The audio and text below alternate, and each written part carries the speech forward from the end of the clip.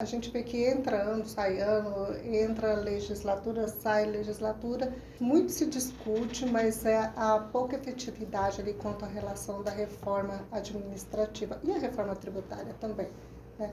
A senhora acha que nesse novo governo aí, com 37 ministérios, o estouro do teto de gastos liberado, tem como mexer nisso? Olha, eu acreditava, na verdade, acredito, na verdade, que a reforma administrativa é a mãe das reformas, né? O enxugamento, eu sempre aprendi isso, na verdade, e utilizei isso e pratiquei isso na iniciativa privada, sempre que eu fui presidente de grandes empresas, você precisa primeiro passar a controlar seus custos, conhecer os seus custos e controlá-los, né? Para que você possa, na verdade, depois fazer uma gerência sobre as suas receitas, para sobrar dinheiro para fazer investimentos, né? Então, eu acredito que a reforma administrativa, o enxugamento da máquina, ele é extremamente necessário para que a gente possa fazer dois movimentos. Primeiro, é sobrar dinheiro para fazer investimentos. E segundo, possibilitar um cenário de redução de impostos nesse país. Se você, na verdade, não cuida do custo administrativo da máquina pública, todo o imposto arrecadado pelo cidadão, ele será utilizado para pagar, na verdade, salários, né, e benefícios e privilégios de uma máquina pública gigantesca. Portanto, o caminho que eu esperava era uma redução do número de ministérios, né? O caminho que eu quero para esse país é o caminho da eficiência, né? Que a gente possa fazer mais com um custo menor, para sobrar dinheiro para a gente fazer investimento, porque é o investimento na saúde, na educação, na infraestrutura que vai de fato mudar a vida das pessoas. É levar esse investimento para dentro da casa das pessoas, para a porta da casa das pessoas, para a unidade de saúde lá no bairro das pessoas, para a escola no bairro das pessoas, para o asfalto no bairro dela, para o transporte público, é o que vai mudar a vida das pessoas. Não adianta você ter milhares e milhares de pessoas trabalhando nos ministérios, contratados, comissionados, com um monte de ministérios, se você não tem dinheiro para fazer investimento. Portanto, eu acredito que o caminho da eficiência é o caminho que o país precisa trilhar, que a administração pública precisa trilhar. E então, portanto, eu defendo, na verdade, uma máquina pública mais enxuta, mais eficaz, mais eficiente, né? Aonde você, em paralelo, você precisa qualificar e valorizar o seu servidor público, porque ele é o instrumento para aplicar as boas, mas você não precisa aparelhar a máquina.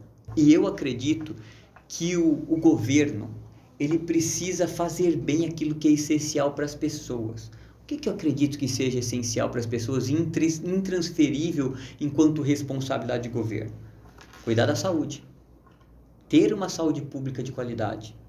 É uma obrigação intransferível do governo para a iniciativa privada, portanto ele precisa cuidar da saúde. Uma educação pública de qualidade. Segurança pública, né? Infraestrutura, pavimentação de rua, saneamento básico, são alguns exemplos, né, de obrigações intransferíveis da administração pública. Portanto, o governo precisa fazer bem aquilo que é essencial que o governo faça, intransferível, né? As outras coisas, governo ter banco, governo ter correio, governo ter empresa de geração de energia nuclear, governo ter só cabe se for muito eficiente. Se não for eficiente, não cabe, porque ela vai custar para a sociedade, e isso é algo que a iniciativa privada pode fazer. Uhum. Portanto, isso precisa ser analisado caso a caso, né? Qual é a eficiência dessas empresas hoje? Qual é a eficiência da Petrobras? A Petrobras, por exemplo, ele é um caso a ser analisado com muito cuidado, porque na verdade ela é um monopólio. Sim.